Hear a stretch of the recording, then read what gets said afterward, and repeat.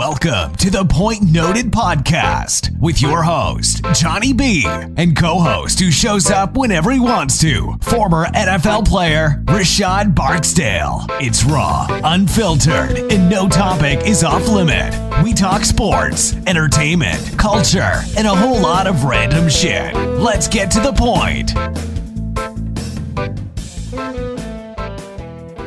Point of the podcast. You're hanging out with your boy Johnny B and Rashad B. Rashad, what up? What's good? What's good? I'm here, man. Listen, man, we got a special guest in the house, man. We got a special guest in the house. Sometimes I feel like I try to get this man in trouble on Twitter. I be adding him with some crazy conversations. But we got a Super Bowl winning champ, Bernard Pollard Jr. in the house. What's up, Bernard? Man, I'm good. How y'all doing, bro? We good. We're good, man. We're here, man. Chilling. Out here trying to get Rashad to come on the show and do my podcast, but you know, he's too busy lifting his garage. Hey, that sucks. Hey. This dude's a freaking handyman. He's a plumber, and he's a freaking car lifter. Hey, I was just cutting my lawn. I was cutting my lawn not too long ago, so you know, got to represent. And you got a bald head, right? Hey, your head is just as bald as mine. Yeah, I know, bro. I got hair on my head, bro. Yeah, but there you go. He ain't got nothing. He used to pat his head because that shit was. Hey, he used to pat his helmet. You know when when you see girls, they got the braids, they pat. That was him, man. I ain't gonna tell all your business, but oh man, go ahead and tell it for the folks, man. Tell it. Nah. Tell it. I'm gonna keep. Hey, yeah. Hey, Bernard. So I'm gonna pick up where we left off yesterday, right? So I started talking online about that. Basketball players and baseball players and soccer players, and Rashad always arguing with me that soccer players are just soft, which of course I disagree with that, being a soccer player myself. Right. My whole point was this, right? Like the coordination to take to be decent in soccer is just difficult, right? That's really hard. But baseball, like you said, man, you was out there crushing it, and I think I could. I've done it before. Like, I mean, am I wrong for thinking that? Like, it's not that hard to hit a baseball. Just talking about regularly, not just going out there and taking a pitch from a professional pitcher. So Jay, I gotta say it's difficult because we're going out there and where I hit my home runs, obviously they're throwing them over the plate for you to try to crush them as much as you can. I think the hardest part when it comes to baseball is the consistency to be able to eye that ball from Barks is 60 feet away or whatever it is. Shorter than that.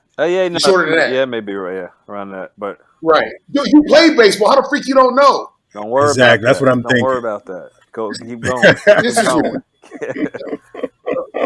Okay, Get him, Bernard.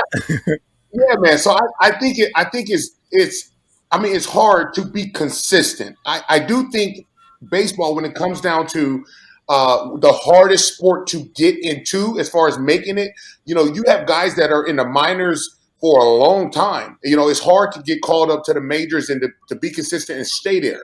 But when I look at the overall, and one of my boys, this dude is phenomenal, Tom Bender. He works with every athlete, and I need to respond to him on Twitter. But, when it comes down to when it boils down to it, I think football players are the best athletes. I think you could take them, put them on a tennis court, they're going to be successful. Put them on a basketball court, they're going to be successful. Put them on a baseball diamond, they can be successful. Put them in a swimming pool, they can be successful. Put them on ice, they can be successful. Put them on a soccer field, they can be successful. We're not putting you. No, we're not putting. That's a lot of no. We're not putting that's you. A lot of no in that. You know that. That's a lot of no. I definitely disagree though. Like, I think football players, listen, look, there's no way you guys can go out there in any sport and just be successful. Like, you guys are so trained one dimensional, one way.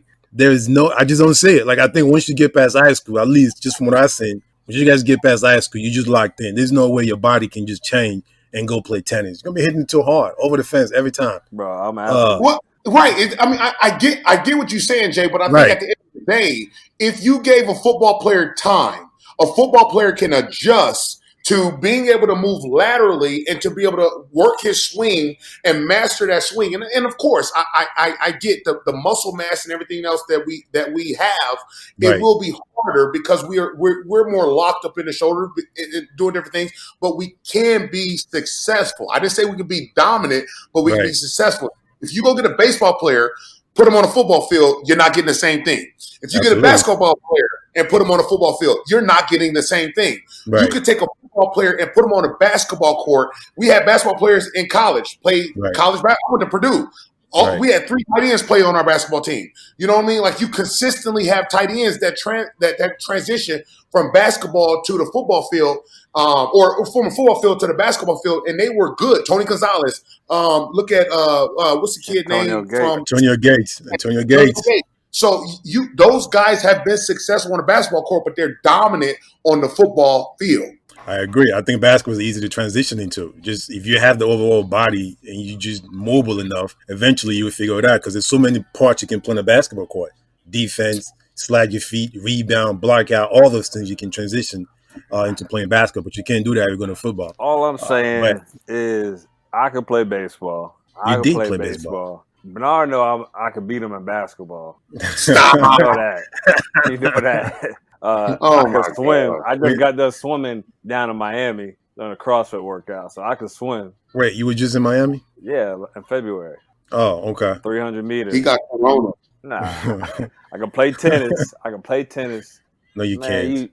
Listen, I can swim. I can dive. I'm far a few other athletes out there.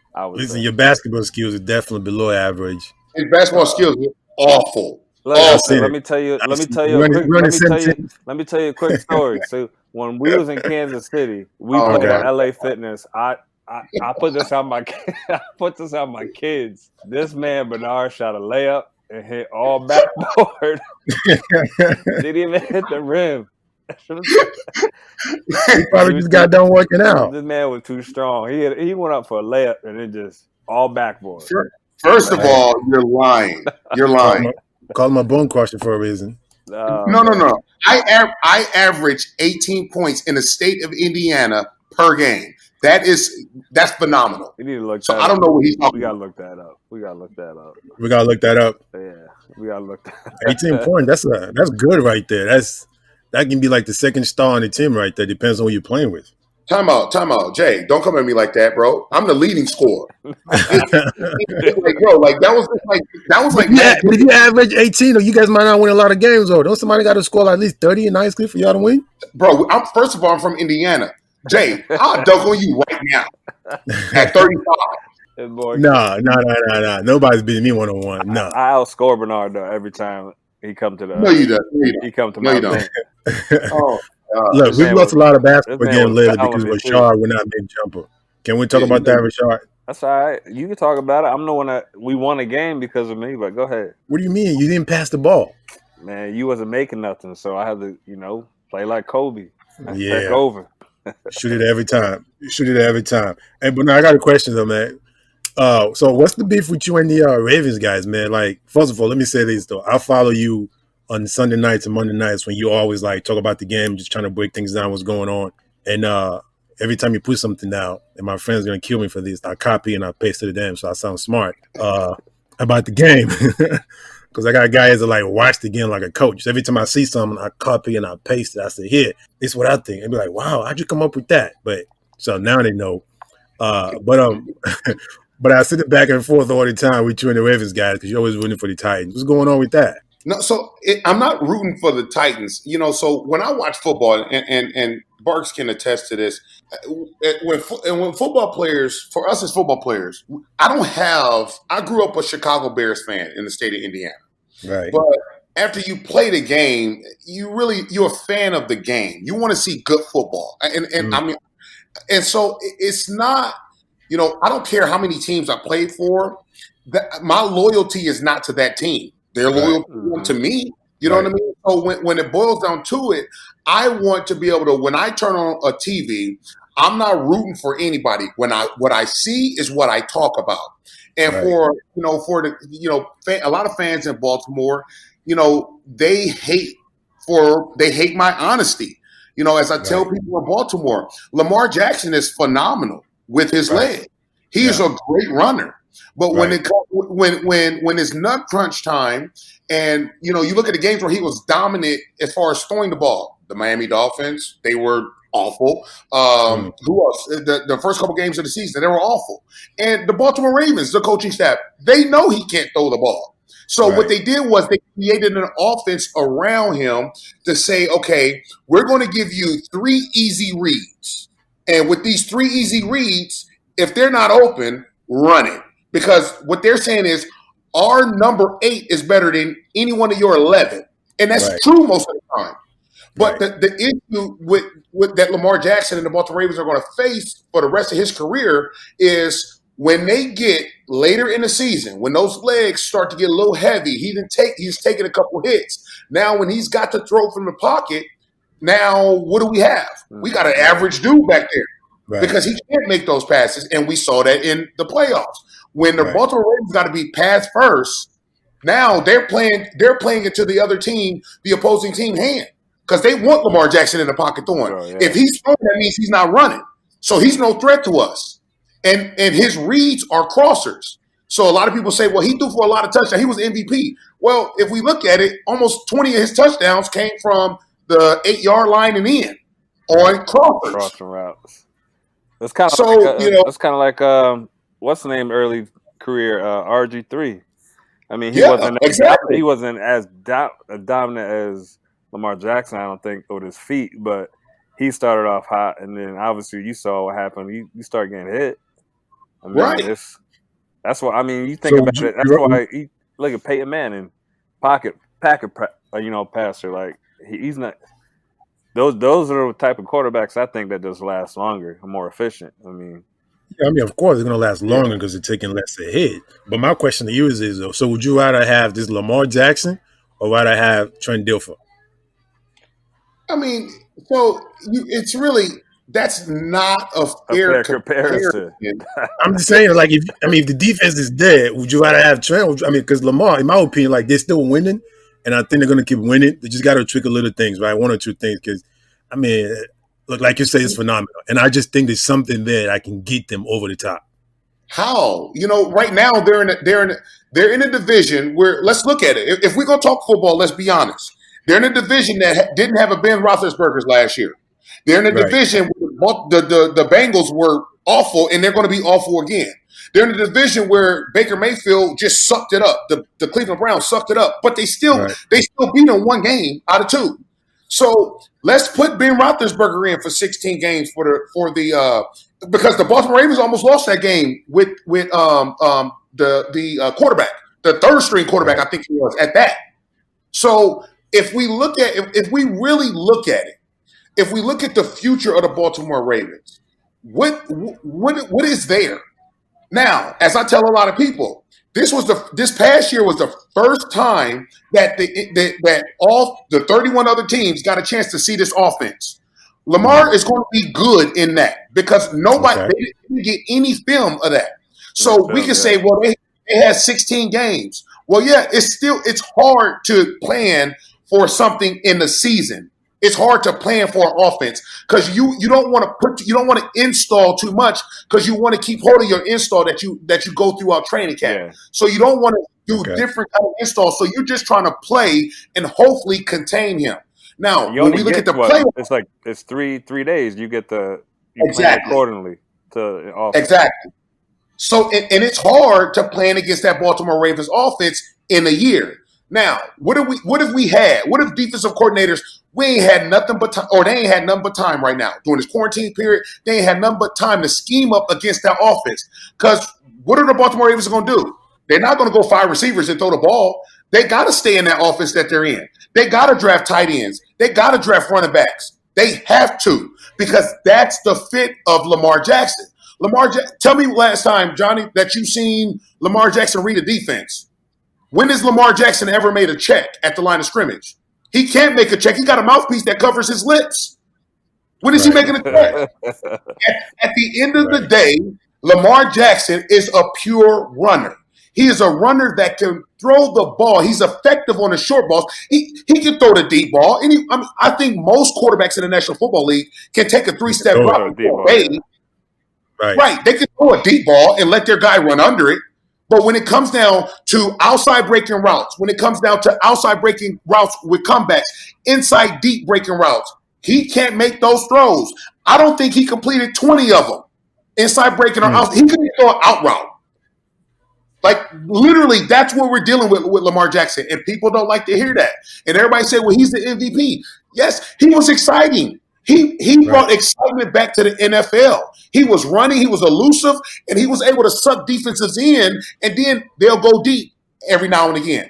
But his elusiveness as a runner, that's what made him the MVP. I tell you this, if Russell Wilson wouldn't have lost 2 games, if he wouldn't have lost 2 games, Russell Wilson would have been the MVP. Now, I'm just being honest with you. Yeah, I think Russell a better quarterback by far. Exactly. By far. I mean, we can definitely make a case for that. But okay, so here's my counter again to that, right? You know, and you guys both play defense. So, because if you look at Lamar Jackson and you start planning, okay, how do we stop him, right? And if I'm a Ravens fan, or if I'm a Ravens player, I like to think my defensive coach start working on, okay, what would the other team be trying to do to stop us, right? Do they do that in a league where the same team, you start preparing as if I'm playing against my team, and then I come up to the offensive coach and I say, look, this is what I think the league is going to try to do. If I'm playing against Lamar, this is what our defense look like. If they're doing that, then doesn't that help the Ravens offense to keep thriving? No. Because at the end of the day, all we're going to do, teams are going to draft accordingly. And now when they do certain things, what a lot of teams, look at the 49ers, and Lamar is elusive enough to get outside if they keep pressing the issue. Right. But all we got to do is play contain. If we want to, let's put a bigger cornerback on that tight end, take away his first read. Let's make him go through his progressions. That's where we're going to see more of this. First of all, football's going to be awful this fall. I'm just telling you right now. College, high school, and pro. It's going to be awful because we got too many players right now that they're working on a lot of speed. You look at it. Look at guys. They're working on their speed. Well, we need football movement.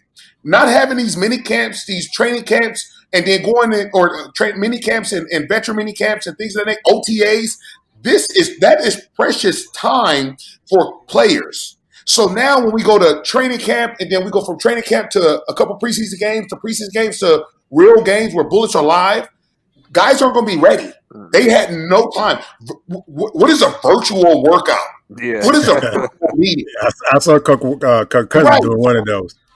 Right. So it's going to be, this is not – it's going to be slower. It's going to be sloppier.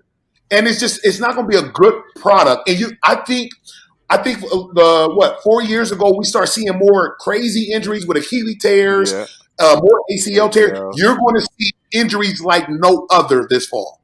Wow. So who's that advantage on that? Having all this time of not being able to train together. Nobody. Really? Yeah. No, I mean, nobody. Like you're losing communication. You're losing camaraderie. You're losing all of that. And that's for in all phases of the game. So, and this is what a lot of people on ESPN, NFL Network, they don't communicate that. They're not talking that. They want to talk. They want to stay on this line of, let's keep talking about the excitement of football coming back, facilities opening. Well, let's be real. These dudes have been out here running sprints. You can go get in a volleyball pit with sand. You can go do circles all you want to. That's not football movement. You're just moving around sweating. These guys need football movement. But as we get back on it with the Ravens, Wink is the defensive coordinator. He was the the inside linebackers coach when I was in Baltimore. He's phenomenal. He is phenomenal. But at the end of the day, offensive coaches and defensive coaches don't talk like that. Yeah, so when it comes to, hey, let's plan, or this is what they might do or whatever, they don't talk like that. Like, these guys have egos. And offensive coordinators, defensive coordinators, they want to be known as the best. And they don't want help. You know what I mean? Like, they don't want help. All of them are either trying to work their way to get a head coaching job. Or they just want to be the best. Yeah, they're on separate pages for sure. Exactly. Right, and I've been trying to give a shot to get back into coaching a lot. I coach college soccer. I'm not doing it. I coach high school kids soccer. I coach kids soccer. Love my college team. I've been trying to get him to get involved in doing more coaching. Like, are you thinking about getting into like the league coaching wise or college coaching? No, I think Barks. I think Barks know that just the time that we spent, the things that we've seen. Like, you have no life. Yeah, I think football is a lot different. And not to be any kind of way, but with most colleges, the football program fund the other sports. So when we look at college football, you definitely have no life. You're coaching, you're babysitting, you're recruiting, you're on the road. You got no life. I know Mark's got kids at home. I got kids. So I'm not going to be on the road. When it comes down to NFL ball, it's more of a buddy system. They're going to bring in their friends. They're going to bring in their kids. They're not going to bring in qualified professional. Look at the sidelines. Look at the New England Patriots. Bill Belichick's son has no coaching experience. He's coaching. You look at when I was with the Tennessee Titans, the head coach who was Mike Munchak. He brought in his best friend to coach the linebackers. He had no clue at what he was doing. He had a bottle of he had a glass of scotch and a cigar in his mouth every meeting, and was literally watching film like a fan. He had no clue. I was coaching the linebackers on the DBs. So they take care of themselves. You look at how many active or former players are really on sidelines and got a voice. They don't want too many. That's even with you talk about like having a voice. That's even with high school. I know I talked to you, Bernard, like during my season. These high school coaches are even the worst because they don't want to be threatened by professional, athletes. Like they don't want any advice.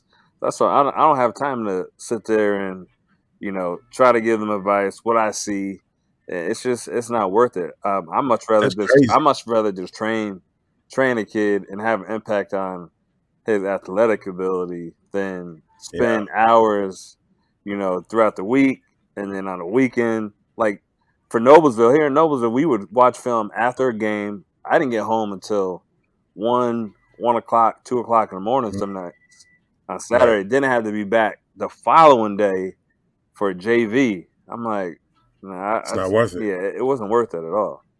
And we talk about. See, for me, Spagnola, not Spagnola. I forgot his name. He passed away. He was a coach for Miami. What's his name? Steve.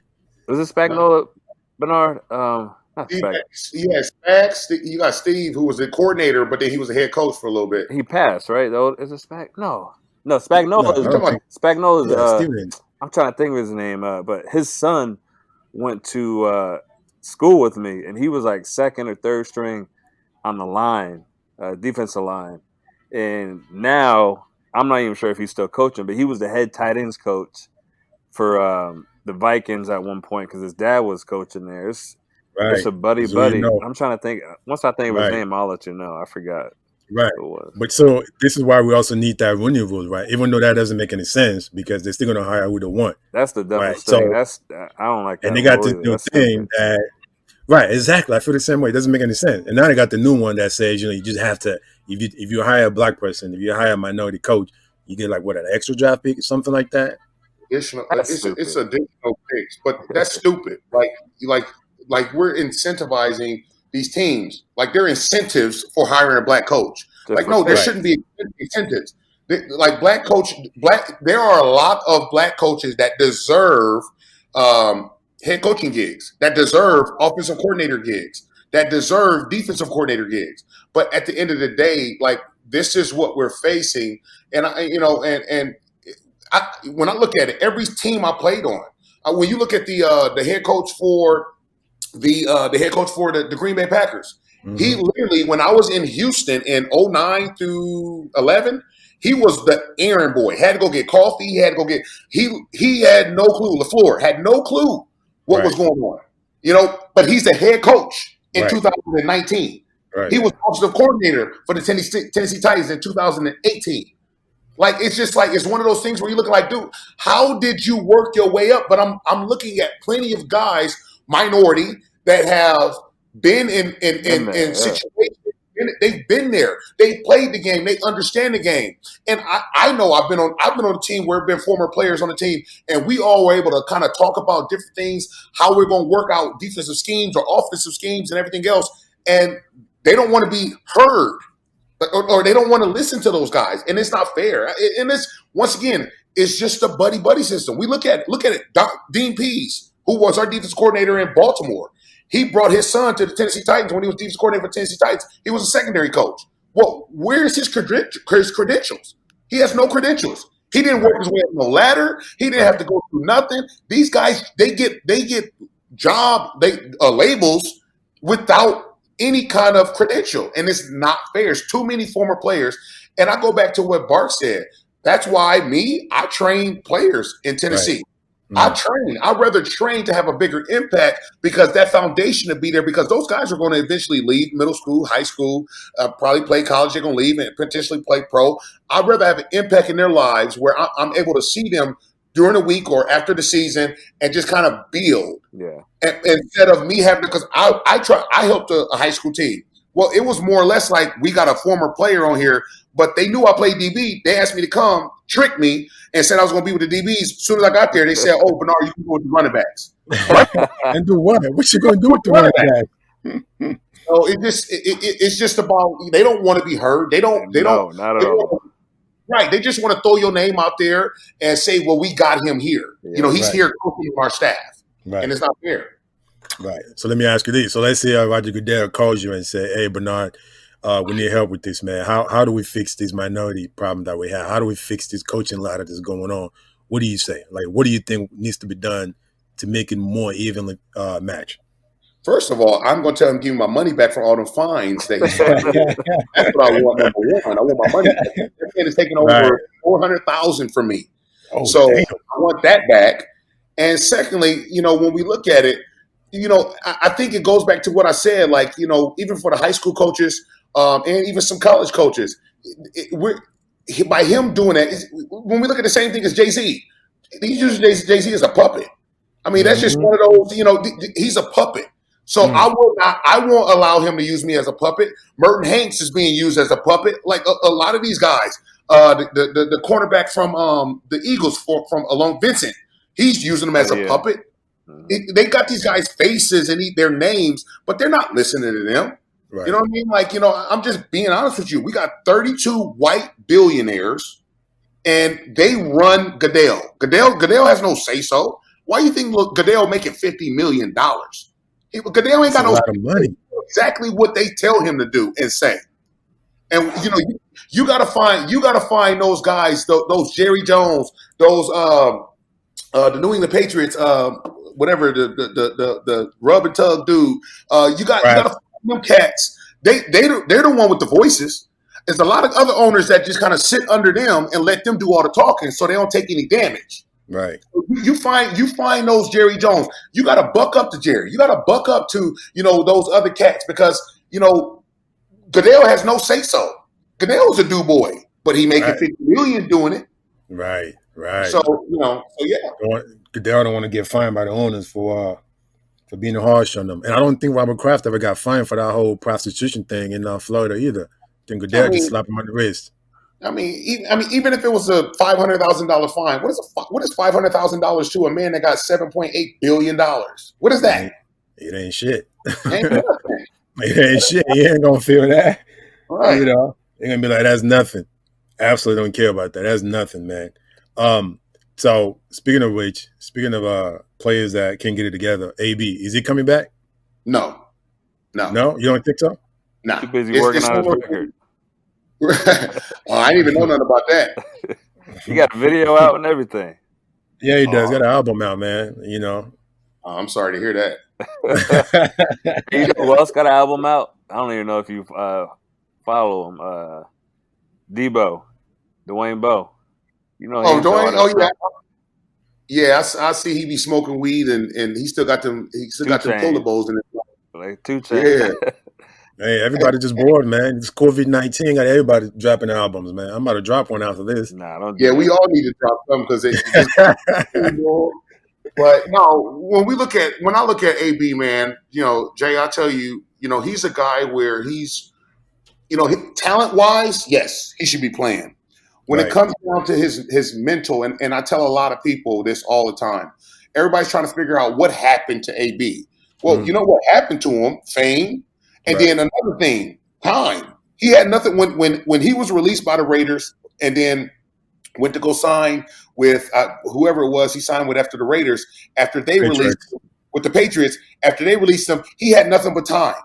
So that's one of the scariest things for a football player that needs the shield, that needs that locker room, that need fans asking for autographs. That's one of the worst things that can happen. When they don't know how to not put on pads every day, when they don't know how to be on somebody else's schedule every day, when they don't know how to, not have the fame and the people calling their name every day, they don't know what to do, and they lash out. And now you see him yelling and cursing at the police, yelling and cursing at the baby mamas on Instagram Live or Facebook or whatever it was. He's on all that stuff, acting a fool, running out of jail the wrong way, doing stupid stuff, saying crazy things. That's the worst thing that can happen. And I mean, when we look at it, that man, he missed out for over $25 million. You can't get that back. You can't get that back. That's a lot of money. That's a lot of freaking money that he left out there on the table just for stupidity. So when we talk about, will he come back? Why don't I think he'll come back? Just because nobody's going to want to deal with that. Yeah. They know he's got a head case. That's a head case waiting to happen. If you allow him, even gave him a shot. Right? I think somebody will. I really do think somebody will. No. You got to understand this. The Patriots are willing to hide things. They've had players that have had trouble. They brought players on their team that have been in trouble in the past, and those players have conformed to their system.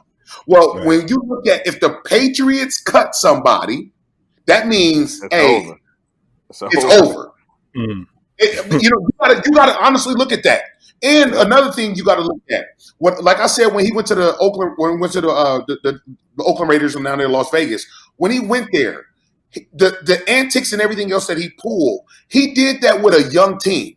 You got to look at the NFL right now. The NFL is getting younger and younger. So you can kind of persuade these young dudes. Why? Because just 5 years ago, they were in high school watching Antonio Brown kill it. Right. So Antonio Brown acting a fool to them is just like, oh, that's my idol. Right. That's greatness. So now when they see the organization allowing him to act the fool, they're allowing him to come, show up, leave, act the fool, talk about helmets. What are they saying to the rest of those receivers in that room? What are they saying to the rest of those young guys on that football team? It's okay for you to do it. And that teams are not going to want that in. Right. Absolutely. I don't know, man. Like you said, man, talent on the pitch, AB is great. Off the field, you probably don't want it. So, but I feel like somebody's going to give him another shot. I really do. A team's going to be like, look, we'll give you a 1-year deal, but it's going to be week to week. He'll take it. I think he'll take it because he want that money. I don't know. I could be wrong. You don't have deals like that, number one.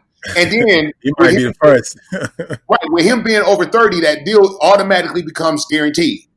So, okay. So nobody's going to give him a shot. And you got to look at it too. Talent-wise, when we look at the NFL rosters, you might be hurting a little bit at the receiver position, but teams are good enough to where they're able to get through games. Why? Because now teams can hold 6 receivers on the roster instead of 5. So you got guys that can go. So as far as a team bringing him on, I promise you, I can't say I guarantee, so forgive me, but I'm almost positive. I'm willing to put money that he will never play in the National Football League again. Wow. Mm. So CFL it is then. CFL ain't going to take him. Nah. Who gets it's a big start because if he goes to CFL, everybody's going to watch. Yeah. Why? Everybody's going to watch. I don't think he would go there, honestly. Yeah, if he doesn't get the NFL, his ego's too big. Right. Well, if that album does well, he might not need the league no more. If that album do well, he won't need the league no more. I gotta ask you this though. So Tom Brady to the Bucks. Are you picking them? Are they a contender? I mean, as I tell, I like them. You can like them, but they were contenders last year. They just, no, the Bucks. The Bucks, yes. Yeah, they was the Bucks lost 5 games. First of all, they lost 2 games that they shouldn't have lost, where they were cheated by the refs. So if we look at that, and then of course, everybody want to talk about how good Tom Brady is. When we look at Brady, yes, Brady has been successful. in New England's system. If we look at other quarterbacks that have played in New England's system, they've been just as successful. If we look at those quarterbacks that left New England's system, where's that success at? But they're not Tom, though. Other than Garoppolo, they're not. That's about it. Yeah, but we also got to understand that, though. Doesn't Brady carry his greatness with him, though? In a system that was created by Belichick, yes. So we can be you're going to see, I can promise you this right here. You're going to see what a 43-year-old man look like backing up in the pocket trying to throw a football with him going to Tampa Bay. The world is not protected. So if we look at if Jameis Winston throws 15 or 20 interceptions instead of 30, he's signed to a long-term deal with the Tampa Bay Buccaneers, or he went to another team and signed for them. And so he's not a backup for the New Orleans Saints if he threw 15 or 20 interceptions. So if we look at all of that and we say, if we look at a couple of games that Jameis Winston played in, he had 60-plus yards rushing because he made plays happen for that team. Now, I would think all three of us would agree that Tom Brady can't run if he can't run as good as Jameis Winston can. Right. No, I agree. And they did not get better on the offensive line. So we're going to see what a 43-year-old man look like. And I'll say this now, and I'm not trying to be any kind of way when I say this, but I've been around this game. Bark's been around this game. I've been around this game for a long time. And you don't look better.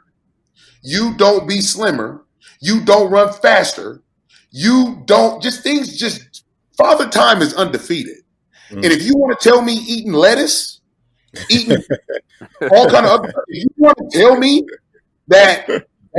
that's possible, you're crazy. And you smoking something. So I said, smoking lettuce. You saying they got to test that man? Test the man. Exactly. So, it's not for lettuce. He ain't getting tested. He ain't getting tested. No way. But what happened to Jameis, though? Why was Jameis so bad? I don't get it. Why did Jameis Winston so bad? Like, I like the kid, but he just can't help himself but throw it away. Because he had that bad pregame warm-up speech. It ain't the crabs. The crab. What's that? That was pretty bad. Yeah. When I look at with Jameis Winston, right, it's just first and foremost, as a head coach, if I'm coaching a football team and I know that Jameis Winston is a gunslinger, right, but the problem is it's the coach's fault. You don't let a gunslinger go out there and throw the ball 54 times a game. That's the coach's fault. They got 3 to 4 athletic running backs that can make it happen. They should have been downhill most of the time, but they didn't. Coach Arians wanted to throw that football, but this is the problem. This is the time that we're in when it comes to the NFL, when it comes to college. Everybody want to throw every play. You got the receivers. You want to show off that arm, and the problem, another problem is the market says throw it every play. Why? Because we paying quarterbacks $150 million, so they better throw the ball. Yeah. That's the problem. If they would have taken 30 of those attempts from Jameis Winston and let him throw the ball 20 to 25 times a game, hand the ball off, work some shorter throws or some screens now of that nature, control the game, I think we eliminate at least 10 to 15 of those interceptions. Yeah, and they're probably in the playoffs. You're probably in the playoffs. But another thing, that's a young football team. The Tampa Bay Buccaneers are a young, athletic football team, and everybody's saying, "Oh, well, Tom Brady going there, he's going to get them right." Hold on, timeout. We got to call a timeout right here, because what you're dealing with is a team that they're used to not winning. They're used to let down. Right. Tom Brady going there, I think it could potentially be fun. I think it could be some good stuff, but let that team let some adversity hit that team. Let Tom Brady talk to them like he talked to Julian Edelman. Let him talk to them like he talked to Hogan. Let him talk to them like he talked to Gronk. They're going to be like, whoa. Hey, bro, I know you Tom Brady, but you better shut up talking to me. A lot of people don't understand that. This is what's about to happen here. Because now you're throwing a 43-year-old man in the locker room with a whole bunch of kids. The defense is young. The offense is young. Those players are young. They don't know what success is. And I understand. But they know what Tom Brady is doing. They understand he's got those rings. You think if he's telling them in the locker room to buck up and stop being sissy and wusses or whatever, they're gonna get mad at that. They're not gonna be like, all right, Tom, here we go. I mean, look, if I'm playing with a winner and we need a win or we're having a bad half and you're getting everybody's fist and you start screaming and yelling, I got no problem with that because I know you've been there and done that. That's what I'm saying, though. Like, Johnny, that sounds good. But what happens when the right guard and the right tackle miss their block and Tom Brady got to run? Yeah. What happens when Tom Brady's sitting on the ground? What happened when Tom Brady want to step up in the pocket and the center got beat up and Tom Brady getting hit? You might see all kind of frustrations from Tom Brady as well. Right. Tom Brady's not used to getting beat down. Right. He's used to that. So now we about to see. I didn't play against him. When Tom Brady get hit a couple times and you hit him right, he turned into a straight puss. Yeah, That's what he did hurt him. So it's one of those things where everybody's talking about what could be. Everybody's talking about the success. Everybody's talking about how they're contenders now. Well, time out. They still got to play New Orleans. Time out. You know what I mean? They a good division. They got to play New Orleans twice. Right. You know what I mean? Like they're going to have to travel and play other teams in NFC that's going to give them a run for their money. Right. And they're going to all you got to do, crash the pocket on the Tampa Bay Buccaneers. Tom Brady likes to step up, crash that pocket, see what happened to him. Bring a couple blitzes off the edge. Like I said, we're going to see what a 43-year-old football player look like. That's not a punter or a kicker.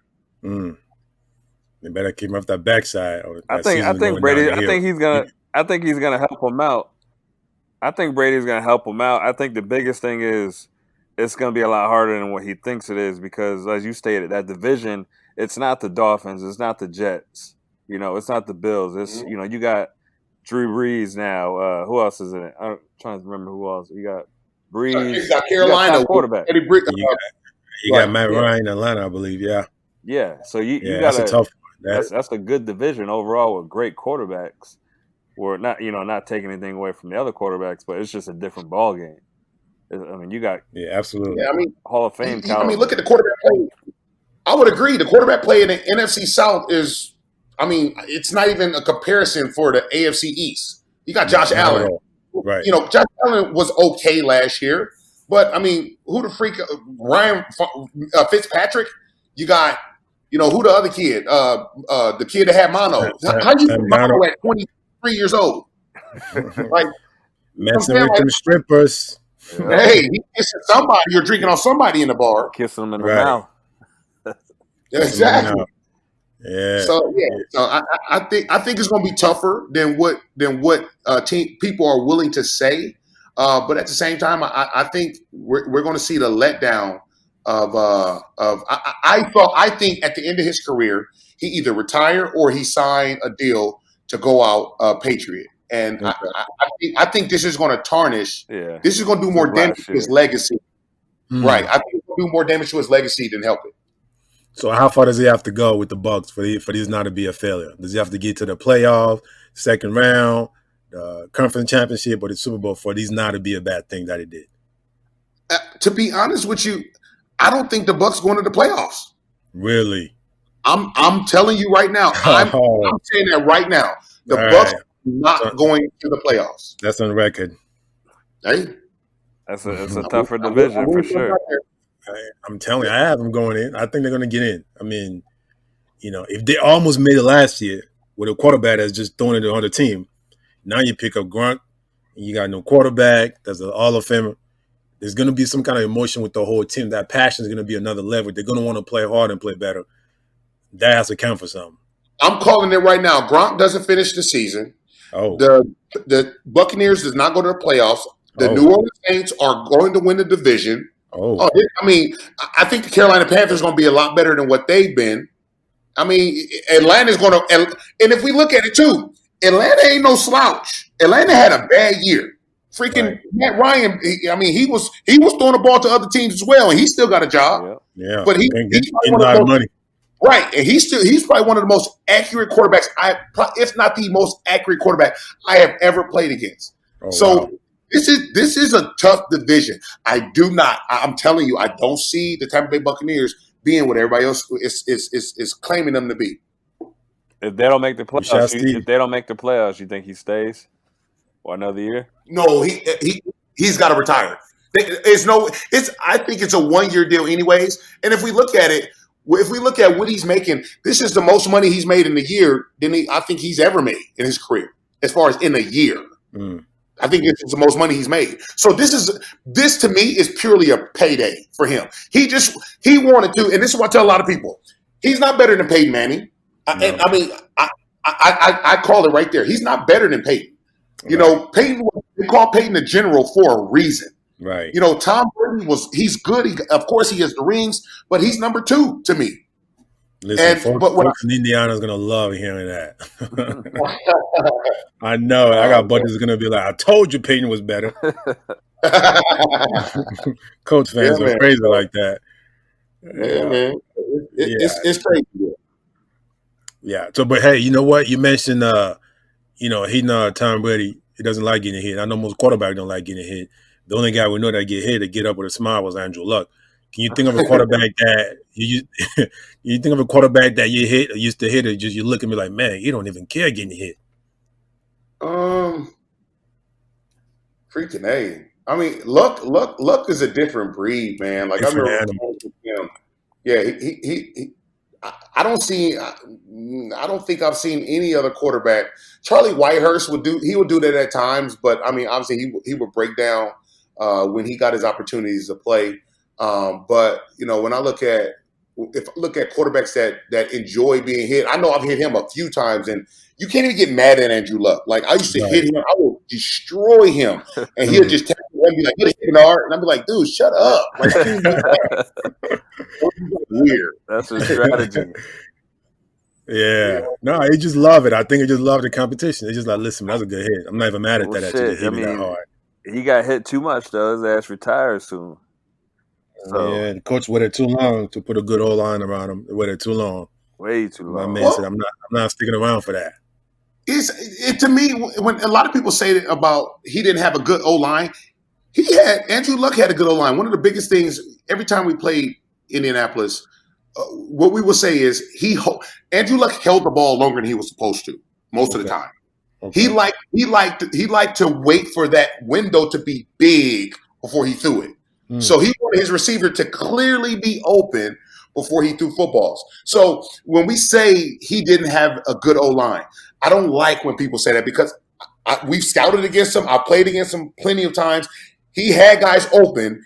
He didn't like to he wasn't that Peyton Manning. He wasn't that Tom Brady would do it at times or a lot of times. I mean, you look at those quarterbacks, Aaron Rodgers, they're going to throw their receiver open. Right. Andrew Luck really never threw his receiver open. He waited. He would take the hits in the pocket, but it's just one of those things where a lot of that was his fault as well. But hey, he got paid a lot of money to take those hits, so I don't feel bad for him. He did, and then let him take a whole lot of money more just to leave and walk away. When he said, "I'm leaving," they said, "All right, take the money with you." And that wouldn't have happened with anybody else. No, he probably deserved that too. So I got a business question for you that Rashad will not support me on this as we try to wrap this up. I try to ask for advice, and I'm making notes. So far I've gotten 2 years and a bunch of no's, which is terrible. So my plan is to open up a drive-through strip club sometime in the future. And Rashad seems to think that's a bad idea and a waste of money. Please tell me it's not a bad idea. I can do that. Bruh, a drive-through strip club, like you gotta. First and foremost, like, how is that even going to work? Like, it is, bro. Well, he about to have some nasty. I'm gonna pull on the right side or pull on the left side, and drivers just drive through slowly. You know what I'm saying? Oh. Bro, look, I don't know, bro. Like, I mean, you can't, bro. It's bad enough. Like, yeah, man. I don't know about that one, bro. You talking about the girls gonna smell like outside? They already stink already. Now they gonna smell like outside. Right, but being outside though, the smell is all over the place. It's not just condensed in one room. I mean, just imagine you don't have to go inside and spend all that money. Just a little bit of change. Drive through, look at the women dancing in the pole. Just go. Look. I'm not a strip club dude. Like, I ain't got time for somebody to be putting their titties in my face and they smell like breath. Like, I can't. I can't do that. Like, I'm satisfied. Like, I got a wife and kids, and that costs me enough money. Right. I ain't paying nobody to shake they funky dude in my face and have my pants smelling like bull crap. So yeah, it ain't happening. Okay, so you just telling me is what I'm saying, like you're not interested in that entertainment, but you're not telling me if I should invest money in that or not. I mean, bro, what they gonna do? They gonna put their booty cheeks through the window? Like, I mean, like, what they doing? You just gotta watch them. You just watch them like it's best to like just watching them dance, bro. You just watch them dance. You just drive through slowly. You can pull up and just watch and just wait for a little bit for more money. You're gonna have Robert Kraft in that drive-through jerking off, man. You gotta leave that alone. That's what I'm saying. That's money for me, though, right? That ain't money for you. The more time you spend watching them, the more money I collect. Hey, man. Hey, let me tell you something. Write it down, put it on a business plan, take it to the nearest fire. Bank. No, fire, and throw it in there. Burn it. Burn it. Burn it, bro. Don't do it. Don't do it. No, bro. Hey, you ain't gonna. The only people gonna apply for that are the hood chicks that's sitting at the corner. You know what I'm saying? Like Aisha and Asia and all them. Like, bro, you can't. So I can take a job. So I can take a job in the hood. Then I can create a job in the hood. I can be an entrepreneur in the hood. Yeah, you gonna get robbed a whole bunch of times too. Hey, you gonna take debit card or you gonna take cash? EBT. EBT card. EBT card. Put that child support payment that's coming through. Put it on that. All right, but I guess I'm 2 for 8 now. Everybody keep telling me no, so I'll keep trying. You need something I think the mayor supported me on this, so so I keep making notes. I'm making moves forward, man. But hey, man, I gotta ask you one thing though. How do you like that YouTube show you got going on? I'm expecting to see you on ESPN. I was telling what shot about. I'm like, why is Bernard not on ESPN? Everybody else on there talking. Why are you not on it? Hey, I'm real, man, and I mean, I don't want that. ESPN hired me, so I'm thankful. I thank God for that, man. They hired me, so I'm an employee of ESPN. Okay. And obviously with this coronavirus thing, we've been talking, trying to get some stuff booted up for this fall to have me in and doing a show Good. On weekends or whatever. But for me, bro, like I look at it. I argue with Dan Orlowski all the time. Me and him, we call or text and kind of go back and forth just because our viewpoints are just different. And like I tell Dan, it's easy to talk about certain things from the sideline. It's easy. But when I look at it, like I'm like, damn, like we gotta give people a true vision of what of what things are like. Like I like to be realistic. And I think a lot of these guys that are on TV, whether it's NFL Network, Fox, they're not giving fans the truth a lot of the times. So there are some guys that Spears, I love hearing Spears. I love Jalen Rose. I love, certain dudes, Jason Williams. I love them cats like that. But, most of the cats, if we stick in the football, I listen to these cats, man, and I'm looking at what they're saying, and then it just doesn't match what's being out there. It just doesn't match it. And so, anytime I'm on, when I'm there, I was there for the Super Bowl, man, and I'm just real, man. I'm real. I like to tell fans what's going on, what's really happening in the locker room, because we've lived that life. We've been in that locker room. We've been in, negotiations. We've been in adversity. We've seen players, drunk, or we've seen team meetings, blow-ups between players. We've seen it all. You know what I mean? Right. And the crazy part, it's not changing. It's going to always be the same. Right. So to talk about it from us, I think as a player, especially a former player, you've got to put that out there and tell fans what's real and not put this vague bullcrap just to, for TV ratings to be high. No, I don't care less about TV. I don't care about TV ratings. Right. Let's get truth out. Let's be real. Let's be real. Exactly. I agree with that 100%. Hopefully we see you on there, man. Being from Indiana, I'm assuming you were a Pacers fan growing up, right? No, bro, I'm a Knicks fan, man. I'm a Knicks fan on the basketball court, and I'm a Bears. I was a Bears fan on the. He looked like Patrick. The Bears and Bulls. He looked and played like Patrick Ewing. How you from Indiana, but you're a Knicks fan? I don't like how. I'm gonna start calling you Patrick. Like, Ewing. Settle. Call him Patrick. Is it straight like Patrick? Nah, bro. Like knee pads like Ewing. hey, Barks. Hey, remember at training camp when you about died when we were hitting the bags? Hey, shut up. Hey. You better shut up. Y'all let me go. Y'all let me go about like 2-3 weeks without learning how to hit them damn bags. I had to learn by myself. Hey, Johnny, he about died, bro. Like, man, we laughed so hard, man. That joke was asking for an inhaler. He ain't even got asthma. I got asthma. Bro, hey. Bro, they had us hitting that sled. Man, listen. Yeah, I almost died. I ain't gonna lie. Damn. Gibby was glad you survived, brother. Just come on.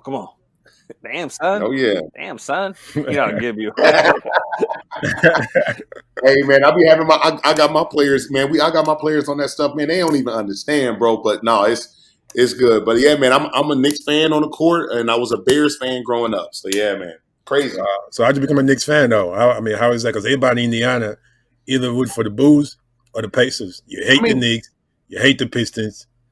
Spike Lee. I mean, I was just, I don't know, man. It was just something about the Knicks that I really like. I guess it was just that, we didn't travel. We didn't go anywhere. So hearing about the Madison Square Garden, hearing about Spike Lee, Sparks and Ewing and all them cats, man, that was just Johnson, man. Them dudes was, that's what I love. Yeah. And so, I remember I had the starters that had the pullover with the big pocket in the front with the Velcro, man. Like, man, I was Knicks all day, bro. So I just grew. I would always watch the Knicks, and then of course I was a Jordan fan. I liked watching the Bulls, but I was just more of a Knicks fan though, and still am. Still is good. Yeah, I'm out here. I'm rooting for the Knicks. So you ever out here, let me know. We'll go out there and we'll sit next to Spike. Hey man, Spike ain't sitting there no more. He's coming back. He's coming back. Like He's coming back. That's like 20-something years, man. You can't just let that go. He'll be back. He said he'll be back. It was just how to pull it out for the season. Oh, okay. Sound good. Yeah, it'll be back. And the NBA is coming back, so definitely Spike going to be back. So, yeah, man, no, listen, man, we appreciate you stopping by, man. It's the second time, really, you being part of this show. I'm not sure if you remember. I saw the email a couple of years back when Rashad hooked it up too, when we used to do the blog, and I saw the email we sent out to you. You had that fill out for us so we can do a Q&A. So we appreciate the love as always, man. Thanks for coming by. Hey, man. Hey, anytime, bro. Holla at me. Thank you guys for having me. Yes, sir. Yes, sir. Thank you. All right, Snipe. Shut up, dude. All right, fellas. All right, man. Later. You've been listening to the Point Noted Podcast with Johnny B and Rashad B. Follow us on Twitter @PTNoted and Instagram @PointNoted. Hit the subscribe and follow button to follow us and check out more episodes of us talking a whole bunch of shit. You've been noted.